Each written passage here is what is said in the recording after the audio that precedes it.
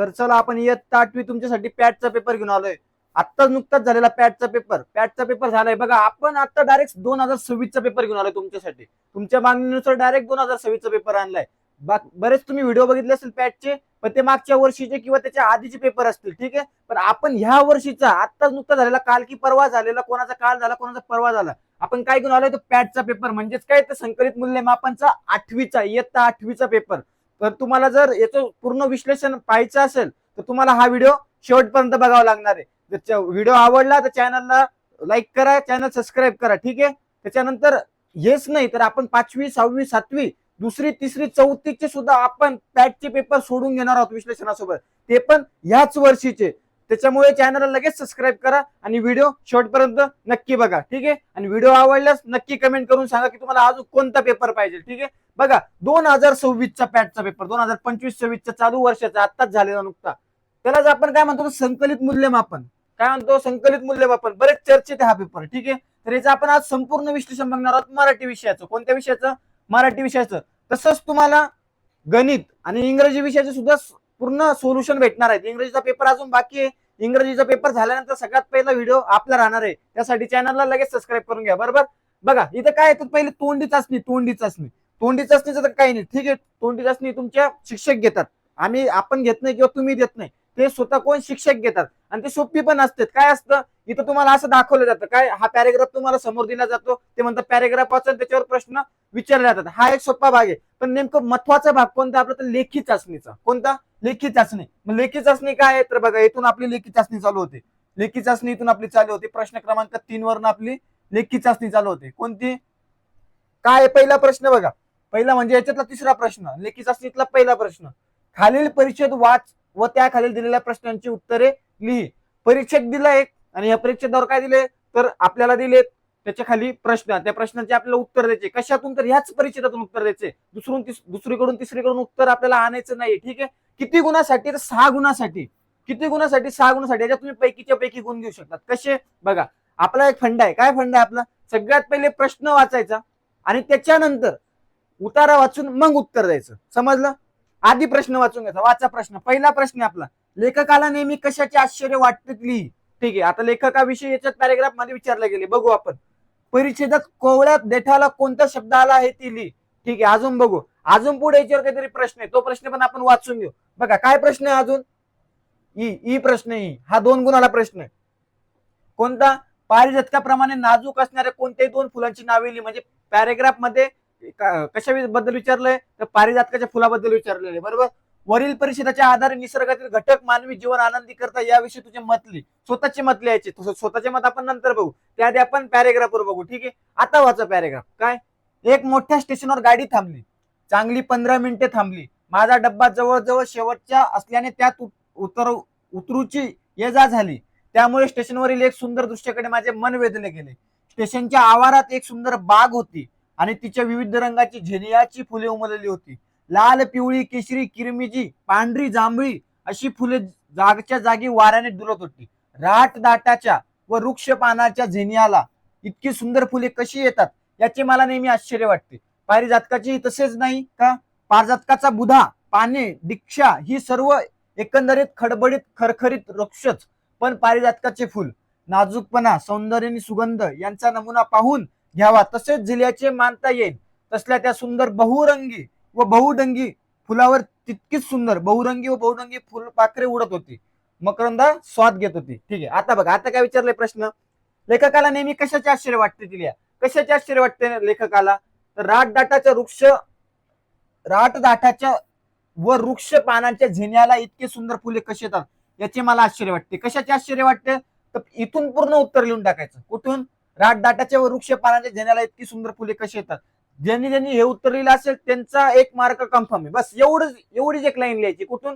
राटदाटापासून तर आश्चर्य वाटतेपर्यंत पूर्ण वाक्यात उत्तर लिहायचं. ठीक आहे, फक्त राटदाटाच्या व वृक्ष पानाच्या झेन्याला इतकी सुंदर एवढं लिहायचं नाही, पूर्ण शेवटपर्यंत लिहायचं. बघा, इथून चालू होतं आणि इथं पूर्ण विराम लागतो, म्हणजे इथं आपलं वाक्य संपतं. तर हे पूर्ण वाक्य आपल्याला लिहायचं होतं याच्यात. ठीक आहे, ज्यांनी लिहिलं असेल त्यांना 1 मार्क कन्फर्म आहे. बरोबर. त्याच्यानंतर बघा काय, परिच्छेदात कोवळ्या देठाला कोणता शब्द आलाय? तर कोणता शब्द? बघा, राटदाटाच्या व वृक्ष पानाच्या झेन्याला इतकी सुंदर फुले कशी येतात. राटदाटाच्या म्हणजेच काय, तर कवळ्या देठाला.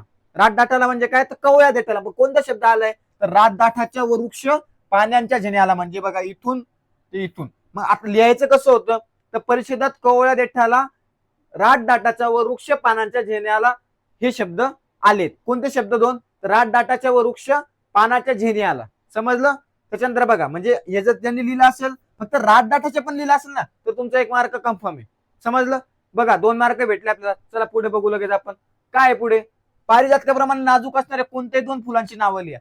आता पारिजातकाप्रमाणे कोण 2 फुलं नाजूक होते बघा. पण पारिजातकाची फुल नाजूकपणा बरोबर. त्याच्यानंतर कोणते होते, तसेच झेलियाची मानता येईल. काय मानता येईल, नाजूकपणा मानता येईल. कोणाचा नमुना म्हणून तर पारिजातकाचा, म्हणजे एक झेलियाची सापडलं, हे एक फुल सापडलं. तसल्या त्या सुंदर बहुरंगी व बहुडंगी फुलावर तितकीच सुंदर. कोणतं, बहुरंगी व बहुडंगी. बहुरंगी व बहुडंगी हे 3 फुलं दिले.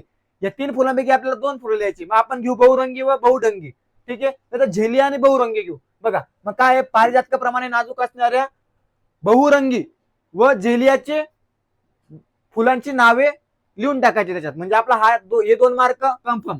2 फुलं लिहिले 2 मार्क, 1 फुलीला 1 मार्क, 3 फुलं लिहिले तरी 2च मार्क भेटेल. ओके. आता बघा, वरील परिच्छेदाच्या आधारे निसर्गातील घटक मानवी जीवन आनंदी करतात याविषयी तुझे मत लिह. आता इथं स्वतःचे मत लिहायचे. मी सांगून किंवा दुसरं कोणी सांगून किंवा कॉपी करून इथं चालणार नाही आपल्याला. इथं काय स्वतःचे मत लिहायचे. पण समजायचं कसं, निसर्गातील घटक घ्या. एक निसर्गातला घटक कोणता, पण निसर्गातला प्रत्येक घटक मानवी जीवनासाठी आनंदी ठरतो जर त्याचा आपण चांगल्या दृष्टिकोनातून विचार केला. मग जरा निसर्गातील एक घटक पकडा. कोणता, झाड पकडला आपण. झाड मग लिहायचं, झाड काय करतो, निसर्गातील एक घटक पकडला तर झाड एक असं वृक्ष आहे म्हणायचं, सांगायचं. मग झाड एक निसर्गातला असा घटक आहे की जो मानवी जीवन आनंदी करून जातो. तो आपण त्याची तुलना करू तेवढी कमीच, असं लिहून टाकायचं. काय लिहायचं मग, तो आपल्याला खूप फुलं देतो, आपल्याला सावली देतो, आणि जर झाडांची संख्या जास्त असली तर पाऊस खूप सारा पडतो. पावसामुळे मग शेतकरी आनंदी होतो. शेतकऱ्याच्या शेतामध्ये पीक चांगले येतं. त्यांच्या मालाला चांगला भाव मिळतो. त्यामुळे शेतकरी सुद्धा आनंदी होतो. शेतकरी आनंदी झाल्यामुळे शेतकऱ्याचं कुटुंब आनंदी होतं. असं एक सोमत 3-4 ओळीचं लिहून टाकायचं. 2 मार्क कन्फर्म आले. ते 2 मार्क 6 मार्क झालेत. अजून 6 मार्काला काय विचारायचं पुढं बघा. एक चित्र दिलं जातं. एक चित्र दिलंय. आता काय दिलंय, चित्र दिलंय आणि काय सांगितलंय, तर चित्राचे निरीक्षण करून विचारलेल्या प्रश्नांची उत्तरे लिही. आता विचारलेले प्रश्न, पहिले चित्र बघा. चित्र काय, तर बघा एक झाड आहे, त्याच्या मागे डोंगर आहे, 2 झाड आहे. हा एक मुलगा आहे, त्याच्या चेहऱ्यावर खूप हसतोय, तो आनंदी आहे, उत्साही आहे. आणि काय, तर सायकल चालवतोय. काय चालवतोय, सायकल चालवतोय. आणि एक इथं पाटी लावली, काय, निसर्ग वाचवा. काय पाटी लावली आहे, निसर्ग वाचवा. ठीक आहे. आता बघा काय सांगतात ते. चित्रातील दिशादर्शक पाटीवर कोणता संदेश लिहिला आहे बघा. दिशादर्शक म्हणजे काय, दिशा दाखवणारे. हा ऍरो आहे. हा ऍरो म्हणजे काय, तर दिशा दाखवतोय. पण कसली दिशा, त्या पाटीवर काय लिहिलंय, तर निसर्ग वाचवा लिहिलंय.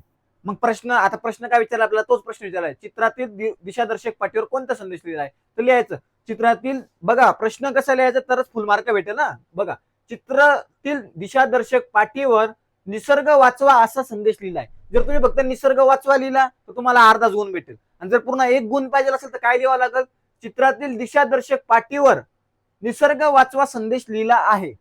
भेटलं तुम्हाला हा 1 मार्क. कन्फर्म झाला तुमचा 1 मार्क. ठीक आहे. निसर्गाचे संवर्धन करण्यासाठी 2 उपाय लिही. 2 उपाय लिहायचे निसर्गाचे संवर्धन करण्यासाठी. निसर्गाचे संवर्धन कसे करू शकतो, तर पहिला उपाय आपण लिहू शकतो काय, तर झाडी तोड वाचू शकतो. झाडी तोड वाचवणे. झाडी तोड वाचवणे म्हणजे झाडांना वाचवायचं. आणि दुसरं काय लिहू शकतो आपण, तर झाडे लावा. झाडे लावा. बस हे 2 लिहिले. हे दोन मार्क तुमच्या गुणपत्रिकेत मिळून जातात तुम्हाला. सायकल चालविण्याचे 2 फायदे लिही. सायकल चालवण्याचे 2 फायदे कोणते, एक तर बघा तुमची उंची वाढते. लहानपणी तुम्ही सायकल चालवत असाल तर उंची वाढते. पहिला फायदा कोणता आहे, तर स्वतःसाठी उंची वाढणे. ठीक आहे. आणि समाजासाठी किंवा निसर्गासाठी दुसरा फायदा कोणता आहे, तर प्रदूषण होत नाही. काय होत नाही, प्रदूषण होत नाही. प्रदूषण होत नाही. बस हे 2 फायदे लिहिले की तुमचे 2 मार्क हे पण कन्फर्म झाले. ठीक आहे. आता बघा खाली काय लिहिलंय, चित्रातील मुलाच्या चेहऱ्यावर कोणता भाव आहे ते लिही. आता भाव लिहायचा. भाव कसं ओळखतो आपण, जर बघा आपला भाव आपल्या आई लगेच ओळखून घेते. आई आपला भाव ओळखते कसं, जर तुमचं तोंड उतरलेलं असेल तर आई म्हणते काय झालं, का नाराज आहे. जर तुम्हाला राग आलेला असेल तर आई म्हणते का राग आलाय. सेम तसं जे तोंड बघायचे, काय वाटतं याच्याकडे बघून आपल्याला, तर हा आपल्याला एक आनंदी दिसतो, खुश दिसतो. त्याच्यानंतर हा उत्साही दिसतो. बस तेच लिहायचंय. काय लिहायचंय, तर काय चित्रातील मुलाच्या चेहऱ्यावर कोणता भाव आहे? तर हास्याचा भाव आहे. कोणता? मग कसं लिहायचं उत्तर? तर चित्रातील मुलाच्या चेहऱ्यावर हास्याचा भाव आहे. हास्याचा नसेल लिहायचं तर आनंदाचा भाव आहे किंवा उत्साहाचा भाव आहे. बस असं लिहून घ्यायचं. 1 मार्क हा कन्फर्म झाला तुमचा. झाला की नाही 1 मार्क कन्फर्म? चला पुढे बघू आपण लगेच. अजून काय विचारलं होतं पेपरमध्ये? एकदम सोपा पेपर होता. 8वीच्या मानाला एकदम सोपा पेपर होता. ठीक आहे. त्याच्यानंतर काय विचारतात? खाली दिलेल्या सूचनेनुसार कृती करा. आता काय कृती करायची? खालील काव्यपंक्तीचा अर्थ लिही. आता काव्यपंक्तीचा अर्थ लिहायचा. एक पंक्ती दिली, काव्य दिले का पूर्णपणे, त्याची एक फक्त लाईन दिली, मग त्याचा अर्थ लिहायचा. मग कोणती काव्यपंक्ती आहे? लहानपणा देग देवा मुंगी साखर याचा रवा. लहानपणा देग देवा मुंगी साखर याचा रवा. याचा अर्थ काय होतो सांगा बरं? याचा अर्थ काय होईल? म्हणजे काय असतं? लहानपणा देग देवा म्हणजे काय? फक्त आपल्याला एका ओळीत लिहायचं. एका ओळीत काय लिहावं लागेल? मोठेपणा आल्याने काय होतो? मोठेपणा आल्याने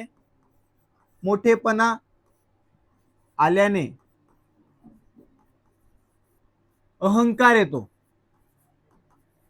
अहंकार येतो. म्हणून काय? लहानपणा देगा देवा. लहानपणा का मागते? मग ते तर का मागते लहानपणा? जर माणूस जर लहान राहिला म्हणजे लहान असला, तो निरागस असला, लहान असला, मूल असला, तर काय होतं लहान असल्यानंतर?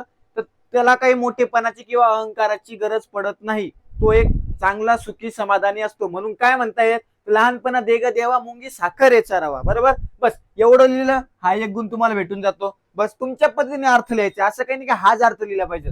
तुम्हाला कसा अर्थ त्याच्यापासून तुम्ही घेतात ते तुमचं बघायसाठी तो मार्क असतो. खालील अधोरेखित शब्दाचे विरुद्धार्थी शब्द लिहून अर्थ न बदलता, बघा विरुद्धार्थी शब्द तर लिहायचा आहे पण अर्थ पण बदलला नाही पाहिजे. न बदलता वाक्य पूर्ण करा. अमितचे घर शाळेपासून जवळ आहे. आता विरुद्धार्थी शब्द काय लिहायचा? विरुद्धार्थी शब्द काय? अर्थ न बदलतात. तर अमितचे घर शाळेपासून लांब नाही. काय? लांब नाही. लांब नाही म्हणजे काय? तर जवळ आहे. लांब नाही म्हणजे काय? जवळ आहे. विरुद्धार्थी शब्द टाकला लांब नाही. बाकी वाक्य तसेच्या तसं लिहून टाकायचं. 1 मार्क भेटला तुम्हाला. हा पण 1 मार्क कन्फर्म आहे. त्याच्यानंतर खाली दिलेल्या वाक्यप्रचाराचा अर्थ लिहून वाक्यात उपयोग करा. आवकोने म्हणजे काय? तर आश्चर्य वाटणे. काय वाटणे? आश्चर्य वाटणे.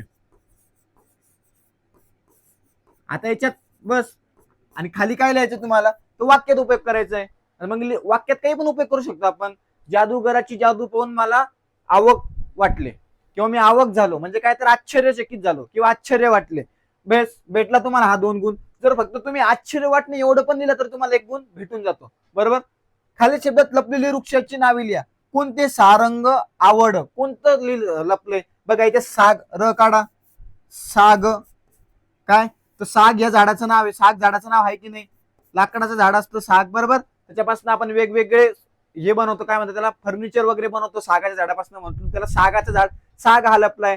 आ काढा इथं तर वडाचं झाड असतं. म्हणजे 2 झाडं सापडलेत आपल्याला. बस तुम्हाला 1 मार्क हा पण भेटला. कन्फर्म झाला. ठीक आहे. त्याच्यानंतर अजून काय विचारलं तर बघा. कविता वाचावं, त्या खालील दिलेल्या प्रश्नांची उत्तरे लिही. कविता दिली आणि कवितेच्या खाली काय? तर प्रश्न दिले. काय दिले? प्रश्न. आता कोणते प्रश्न आहे बघून घेऊ आपण. लगेच बघून घेऊ. ठीक आहे. किती मार्काला असतं? 7 गुणाला असतं. 7. किती गुणाला असतं? 7 गुणाला. 1 2 3 नाही, डायरेक्ट 7 गुणाला असतं.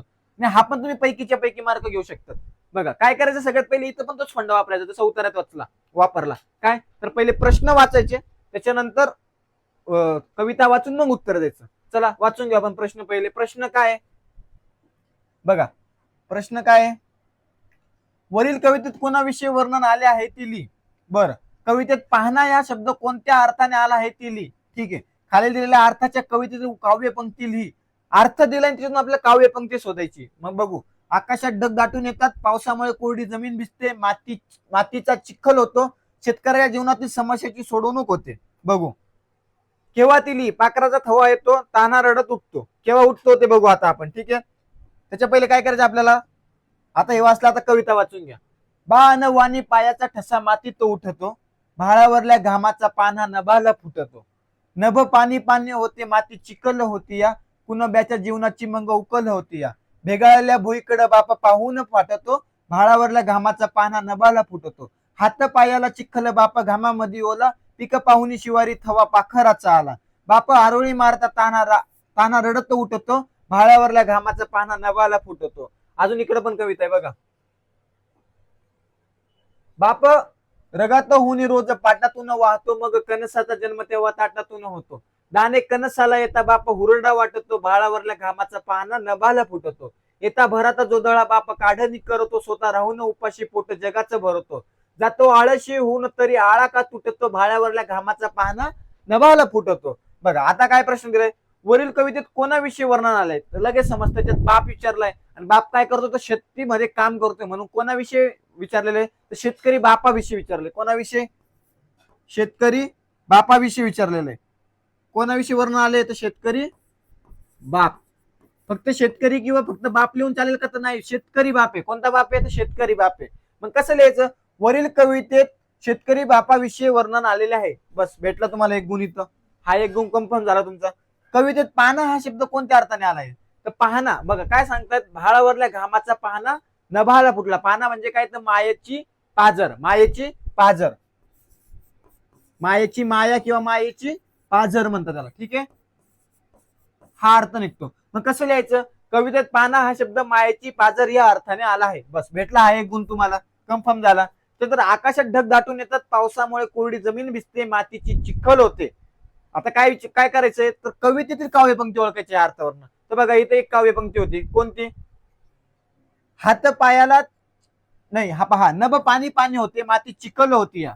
बघा माती चिखल होती या, कुणब्याच्या जीवनाची मग उकल होती या. बस एवढं लिहून टाका, मार्क भेटला तुम्हाला. ही कडवं लिहिलं, ही कडवं लिहिलं तर तुम्हाला मार्क भेटून जातो.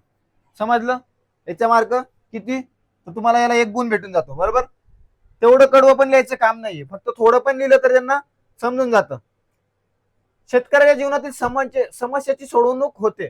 बघा, शेतकऱ्याच्या जीवनातील समस्याची सोडवणूक होते. कधी होते सोडवणूक, इथं दिलंय बघा. कुठं दिलंय, याच कवितेत दिलंय. बाप रगात होऊन रोज पाटातून वाहतो, मग कणसाचा जन्म तेव्हा ताटातून होतो. दाणे कणसाला येता बाप हुरडा वाटतो. दाणे कणसाला तेव्हा बाप हुरडा वाटतो. हुरडा वाटतो म्हणजे काय, फुकट वाटतो. म्हणजे मग काय करतो, तर त्याचा आनंद राहतो, तो त्याला वाटतो. म्हणजे तो काय होतो, काय होतो, तर त्याची समस्या तिथं सुटून जाते. म्हणजे आपलं काय द्यावं लागल, दाणे कणसाला येता बाप हुरडा वाटतो. ही तिथं ही ओळ लिहून टाकायची. तो एक मार्क तुम्हाला कन्फर्म, त्याचा एक मार्क भेटून जातो. पाखराचा थवा येतो, केव्हा येतो पाखराचा थवा, पाखराचा थवा केव्हा येतो सांगा बरं. तर बघा मागच्या दिलंय, पाखराचा थवा येतो. केव्हा येतो पाखराचा थवा, पीक पाहून शिवारी थवा पाखराचा येतो. केव्हा, पीक पाहून शिवारी थवा पाखराचा येतो. त्याच्यानंतर काय, म्हणजे तो एक मार्क भेटला तुम्हाला. पीक पाहून शिवारी एवढंच लिहायचंय. काय लिहायचंय, पीक पाहू निय शिवारी, शिवारी. बस एवढं लिहिलं, एक गुण भेटला. ताना रडत उठतो. ताना केव्हा रडत उठतो, ताना म्हणजे काय, ते लहान बाळ केव्हा रडत उठतो, तर बापा आरोळी मारतो, ताना रडत उठतो. बापा आरोळी मारता, काय लिहायचंय, फक्त बाप आरोळी मारता. बस तेवढं लिहिलं, हा पण एक गुण तुम्हाला भेटला, हा पण एक गुण भेटला. आता बघा, बाप रक्त होणे पाटातून वाहतो, तेव्हा परिणाम काय होतो, तेव्हा कसला परिणाम होतो, बघा इथं दिलंय, इथं दिलंय, या कडव्यामध्ये दिलंय. कोणत्या कडव्यामध्ये, बाप रगात होऊन रोज पाटातून वाहतो, मग कणसाचा जन्म तेव्हा ताटातून होतो. मग काय परिणाम होतोय, तर कंसाचा जन्म ताटातून होतोय. कशाचा, कंसाचा जन्म ताटातून होतोय. बस तेवढी एक ओळ लिहून टाका, तेवढी एक ओळ लिहिली तर तुम्हाला इथं पण एक मार्क हा कन्फर्म होतो. हा एक मार्क कन्फर्म. बस झालं. आता पुढे बघू अजून काय. ठीक आहे, आता इथं काय करायचंय तुम्हाला, याच्यावरनं काय, एक तुम्हाला मुद्दे दिले, कशाचे, विषय पण दिला आणि मुद्दा पण दिलाय. तुम्हाला काय करायचं, निबंध लिहायचे. निबंध लिहिण्याचे आपण निबंधावर स्पेशल एक व्हिडिओ बनवून त्याच्यामध्ये बघू आपण निबंध कसा लिहायचा. ठीक आहे, पत्राचा आपण बनवलेला आहे, पत्राचा व्हिडिओ जाऊन बघून घ्या आपल्या चॅनलला. ठीक आहे, माझा देश या विषयावर खाली दिल्या मुद्द्याच्या आधारे 8 ते 10 ओळीत निबंध लिहा. 8 ते 10 ओळी दिले. माझा देश, फक्त काय करायचं, तर माझा देश हे शीर्षक टाकायला विसरायचं नाही. याच्यावर तुम्हाला एक मार्क भेटतो. समजलं, आणि हे सगळे मुद्दे याच्यामध्ये आले पाहिजे. बस पैकीच्या पैकी मार्क तुम्हाला भेटून जातात. ओके, ओघ तक्ता पूर्ण करा. याच्यात एक ओघ तक्ता पूर्ण करायचा. ओघ तक्ता पूर्ण करायचा म्हणजे काय, शब्दकोश पाहण्याचा क्रम असतो. एखादा शब्द ठरवायचा, तुम्हीच ठरवायचा शब्द आणि त्याच्यानुसार आकारविल्य क्रम समजून घ्यायचा, आकारविल्ल्यानुसार लावायचं त्याला आणि त्याच्यानंतर शब्दाचे विविध अर्थसट्टा लक्षात घ्यायचा. ओघतक्त्यावर आपण एक स्पेशल व्हिडिओ करू. ठीक आहे. त्याच्यानंतर बघा पुढे काय, तर इथं काय करायचं तुम्हाला, तर दोन मित्रांमधील संवाद लिहायचा आहे. काय करायचंय, दोन मधला संवाद लिहायचा आहे. मग संवाद कसा लिहितात, संवाद लेखनामध्ये आपण ते बघितलंय किंवा आपण परत त्याच्यावर पण एक स्पेशल व्हिडिओ करू. ठीक आहे. फक्त तुम्ही चॅनलला सबस्क्राईब करून ठेवा, आपण सगळे व्हिडिओ बनवू त्याच्यावर. तर पुस्तकातला QR कोड त्याच्याबद्दल मग जय काहीतरी म्हणाल, जय काय म्हणाल, जय म्हणाल अजयला, अजय या QR कोडचा काय उपयोग आहे रे, मग अजय त्याला उपयोग सांगेल, मग त्याच्याबद्दल त्याची चर्चा होईल. त्याच चर्चेला आपण बस किती 5 गुण तुम्हाला भेटून जातात. त्याच्यात खाली दिलेला अपूर्ण कथा पूर्ण करून लिहा व कथेला योग्य शीर्षक द्या. इथे एक कथा दिलेली आहे, अपूर्ण आहे ती, तिला आपल्याला पुढं पूर्ण करायची. पूर्ण करायची मग सगळ्यांची सारखी येईल का, सगळ्यांची सारखी नाही येणार, प्रत्येकाची वेगवेगळी कथा आहे. त्याच्यामुळे टेन्शन घ्यायचं नाही, फक्त लिहून काढायचं, अक्षर चांगलं काढायचं. ठीक आहे. आणि शीर्षक देऊन टाकायचं एक काहीतरी त्याला अनुसरून. ओके. त्याच्यानंतर बघा पुढं काय, आता त्याच्यानंतर तुमचा येतो व्याकरणाचा भाग. झाले भाऊ होतील भाऊ आहेतही भाऊ परी या समहा. झाले भाऊ होतील भाऊ आहेतही भाऊ परी या समहा. अलंकार ओळखायचा. अलंकारावर आपण व्हिडिओ करून टाकू. ठीक आहे. त्याच्यासाठी चॅनलला सबस्क्राईब करा. परत सांगतोय, सगळं आपण कव्हर करणार आहोत. ठीक आहे.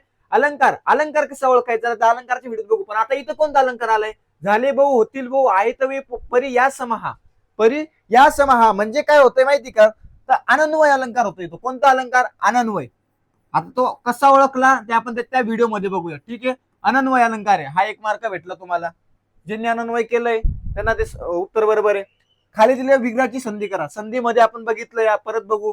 नदी आत तर काय होईल, नदीत, हा झाला संधी आणि हा त्याचा झाला विग्रह. घरईचं काय होईल, तरीवर दुसरी लट देईल घरी. बस संधीच्या टॉपिक मध्ये आपण बघू. बरोबर. खालील तक्ता पूर्ण करा. समासिक शब्द काय आहे, तर आई वडील. आणि समासाचा विग्रह करायचा आहे. आई वडील हा जोड शब्द आहे, त्याचे फोड केल्यावर काय होईल, आई आणि वडील. आई आणि वडील प्रत्येक जागी. आता समासाचा विग्रह करून दिलाय आणि त्याच्याबद्दल आपल्याला सामासिक शब्द ओळखायचे. प्रत्येक जागी तर काय म्हणू आपण त्याला, ठाई काय म्हणतात त्याला, ठाई हा झाला त्याचा सामायिक शब्द. बस हे 2 गुण भेटले तुम्हाला. त्याच्यानंतर काय, लघु गुरुक्रम आहे, वृत्ताचा प्रकार आहे लघु गुरुक्रम. बरोबर. आता लघु गुरुक्रम कसं ओळखायचं हे आपण वृत्तामध्ये बघू. काय असतं बघा, प्रश्न कसा विचारतो, खालीलपैकी एक शब्दाचे लघु गुरुक्रम पाडून गण ओळखा. 3 शब्द दिले, त्याच्यापैकी एक घ्यायचा. चला आपण घेऊ. पसारा घेतला, पसारा हा शब्द घेतला, याचा लघु गुरुक्रम. लघु बरोबर काय करायचं, प म्हणजे काय येईल, तर प येईल आपला लघु. सा काय येईल, तर सा येईल आपला गुरु. हे झालं लघुचं चिन्ह, हे झालं गुरुचं चिन्ह. समजलं. लघुचं चिन्ह असं असतं आणि गुरुचं चिन्ह असे एक डॅश असते आणि लघुचं यू असतो. र पसारा राय. बरोबर. हा पण झाला गुरु. म्हणजे काय, हा झाला यगण. कोणता गण, यगण झाला, यगण. आपण वृत्ताच्या भागात बघू. ठीक आहे. खालीपैकी विराम चिन्ह ओळखा. आता हे तर सोपंच आहे. हे कोणतं चिन्ह आहे, तर प्रश्न चिन्ह आहे, सर्वांना माहिती आहे. हे कोणतं चिन्ह आहे, तर हे एकेरी अवतरण आहे. समजलं. बस अशा पद्धतीने तुम्हाला पेपर सोडवायचा होता. ज्यांनी अशा पद्धतीने पेपर सोडवला असेल त्याला पैकीच्या पैकी मार्क भेटतील. टेन्शन घ्यायचं नाही. जर काही तुम्हाला प्रॉब्लेम असला तर आपल्या चॅनलला फॉलो करून सबस्क्राईब करून ठेवा. ठीक आहे. आणि डिस्क्रिप्शन बॉक्स मध्ये आपल्या व्हॉट्सअपची लिंक दिलेली, त्या लिंकला क्लिक करून आपल्या व्हॉट्सअपच्या ग्रुपमध्ये जॉईन होऊन जायचं, जेणेकरून तुम्हाला अशीच वेगवेगळे व्हिडिओ आणि वेगवेगळी माहिती तुम्हाला तुमच्यापर्यंत सगळ्यात पहिले पोहोचेल. ठीक आहे. तर अजून आपण 7वीचा पण बघणार आहोत, 6वीचा पण बघणार आहोत, 5वीचा पण बघणार आहोत. ठीक आहे. आणि 8वीचा आता यानंतर लगेच मॅथ्सचा व्हिडिओ येईल. ठीक आहे. मॅथ्सचं पण तुम्ही जाऊन बघून घ्यायचंय. भेटू आपण पुढच्या व्हिडिओमध्ये. तोपर्यंत बाय बाय.